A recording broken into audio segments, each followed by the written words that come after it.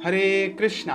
आप सभी का एक बार फिर से हमारे इस कृष्णा कॉन्शियसनेस के यूट्यूब चैनल पर बहुत बहुत स्वागत है। तो आज हम जानेंगे कि जन्माष्टमी क्या होती है और भगवान इस धरती पर क्यों आते हैं। अब आप में से कुछ लोग पूछ सकते हैं कि इस दिन को हम जन्माष्टमी ही क्यों कहते हैं।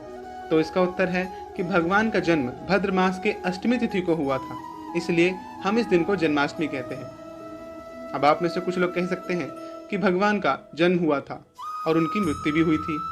तो ऐसा सोचना बिल्कुल गलत है, क्योंकि अगर ऐसा होने लग गया तो उनमें और हम में बस कुछ शक्तियों का ही अंतर रह जाएगा।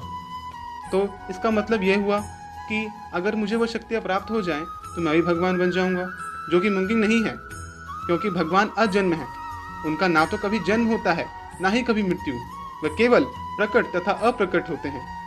और इसी बात को भगवान भगवद गीता के अध्याय 4 श्लोक संख्या 9 में बताते हैं, जो कि है जन्म कर्म च मे दिव्यम एवं यो वित्तत्वतः त्यक्त्वा देह पुनर्जन्म नेति मामिति सो अर्जुन।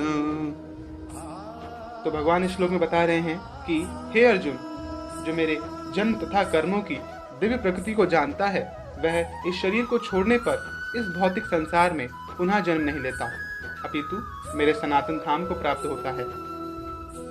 यह बिल्कुल उसी तरह है जिस प्रकार सूर्य रोज सुबह उदय होते हैं, जिन्हें हम प्रकट भी बोलते हैं, और शाम को अस्त हो जाते हैं, जिन्हें हम अप्रकट भी बोलते हैं। लेकिन कभी हमसे कोई ये नहीं कहता कि सुबह सूर्य का जन्म हुआ था और शाम को उनकी मृत्यु हो गई, क्योंकि सूर्य का ना तो कभी जन्म होता है और ना ही कभी मृत्यु होती है। उसी प्रकार भगवान भी अजन्म है, उनका ना तो कभी जन्म होता है और ना ही कभी मृत्यु होती है। अब आप में से कुछ लोग पूछेंगे कि भगवान इस धरती पर क्यों आते हैं, तो उसका उत्तर भगवान भगवद गीता के अध्याय 4 श्लोक संख्या 8 में देते हैं, जो कि है परित्राणाय साधूनां विनाशाय च दुष्कृतां धर्म संस्थापनार्थाय संभवामि युगे युगे। तो भगवान इस श्लोक में बता रहे हैं कि भक्तों का उद्धार करने, दुष्टों का विनाश करने तथा धर्म की फिर से स्थापना करने के लिए मैं हर युग में प्रकट होता हूँ। जैसा कि हम लोग जानते हैं, भगवान का अवतार सतयुग में नरसिंह देव के रूप में हुआ था और त्रेता युग में राम के रूप में, और द्वापर में तो स्वयं भगवान अपने शाश्वत रूप में आए थे, जिन्हें हम कृष्ण के नाम से जानते हैं।